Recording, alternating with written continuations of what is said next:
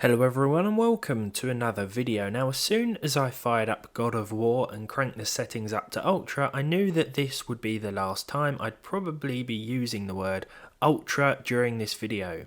This critically acclaimed PlayStation title has now released for PC, and while my GTX 1080 system can run it with over 50 frames per second most of the time maxed out, or at least 60 FPS with a few things turned down, it's not this once top of the range GPU that will be the primary focus today. No, this might just be the last you see of a relatively smooth experience for the next few minutes or so.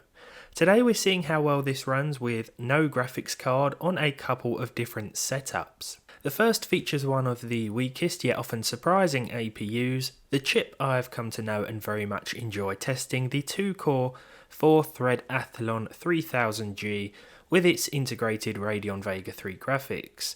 First of all, the settings. This game supports Fidelity FX Super Resolution, or FSR, which is ideal for lower end hardware. It's also got a render scale option which we could use instead. However, with this game I've noticed that utilising an output resolution of 1280 by 720 and enabling FSR for a render resolution of 640 by 360 gives us a slightly higher frame rate, about 2 FPS higher, than turning the resolution scaling down to 50%, which does give us the same render resolution on paper of 640 by 360, but it just doesn't give us quite the performance of FSR.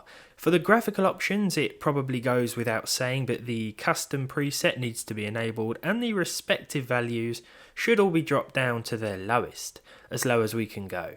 This, in combination with the low resolution, will produce some interesting results as you might expect. So as we jump into some gameplay here, we are looking into the sky, which immediately gives us a false sense of hope. We hit 30 FPS for a bit there. Now, for the most part, the game is going to hit between 20 and 30 at these settings. I'm running it in full screen mode, but we could utilise windowed mode for an even higher frame rate. It's just that it'll be even harder to see what's going on, and the performance gains will be minimal with the slight decrease in resolution. I'm going to leave things as they are at full screen, but windowed mode could very well be worth considering and playing around with if, unlike me, your eyes actually work. I mean, mine may as well be painted on. My vision is not so great. I'm sure years of turning games into about 7 pixels hasn't helped that either, but what can I say? It is fun. I'm going to say that if you're desperate to play this game and you bought this APU when it cost less than the game does on Steam, then you may be satisfied with the results. At this point I should mention Intel HD or UHD graphics. I briefly tested Intel UHD graphics and found that while the game started and loaded, there were some problems with missing textures, and I also got some flickering issues. This isn't unlike what I've seen before in other games. I like that Intel have focused a bit more on integrated graphics over the past couple of generations, but the support for them just doesn't seem as good as with AMD. That might have just been my experience specifically, and it might be something that's fixed by the time you watch this, so don't be completely disheartened. I'll be testing the Intel HD performance again when I can get my hands on the new Pentium, so look out for that. In terms of the 3000G then, the experience is a little bit headache inducing, but it's doable if you're desperate. The area of the game will also depend on the frame rate and the frame times as well. I like the way the whole game is one long uninterrupted shot.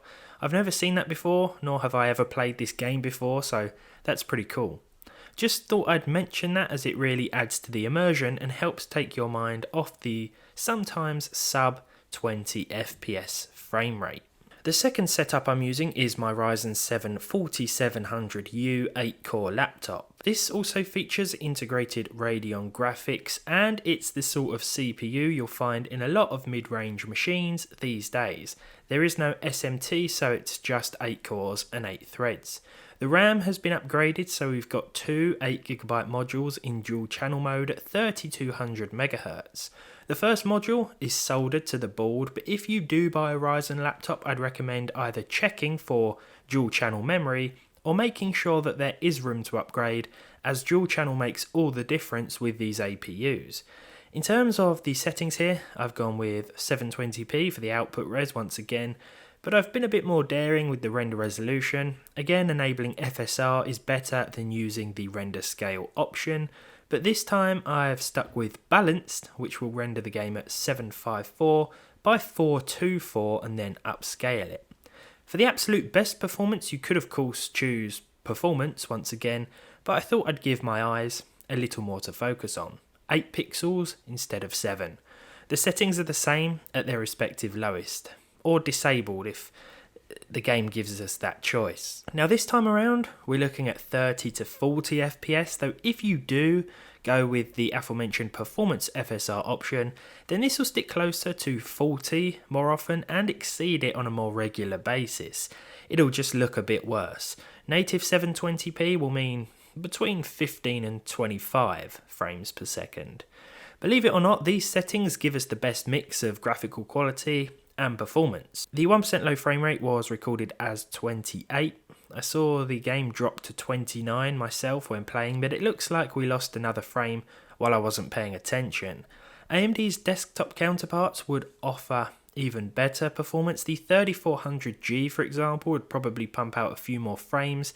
If you do have a laptop with a 4700U, or maybe something a little newer and more powerful though, you shouldn't have any trouble in achieving at least 30 FPS most of the time, providing you don't mind the visual sacrifices required.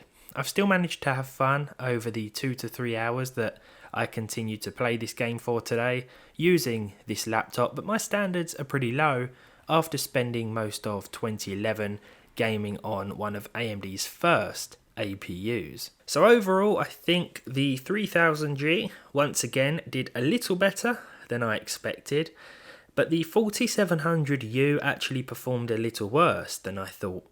This is with dual channel RAM and the laptop is also plugged in with the max performance mode enabled. Remember that dual channel is best for these APUs, and with the desktop processors, the faster the RAM the better, though the bottleneck is actually with the integrated graphics, so any differences between 2666 MHz memory and 3200 MHz memory will probably be fairly minimal when running AAA blockbusters like this one. That's all for this video then. I hope you've enjoyed this God of War with no graphics card video. It's come out a little later than I would have hoped for, but hopefully it helps any of you out there who are looking to purchase it and just can't get hold of one of those pesky things known as graphics cards right now. Nonetheless, thank you very much for watching. If you enjoyed this one, leave a like down below. Leave a dislike if you didn't. If you do have an APU or a low-end system, let me know how this game runs for you down below in the comments. Subscribe to the channel if you haven't done so already, and hopefully I'll see all of you in the next one.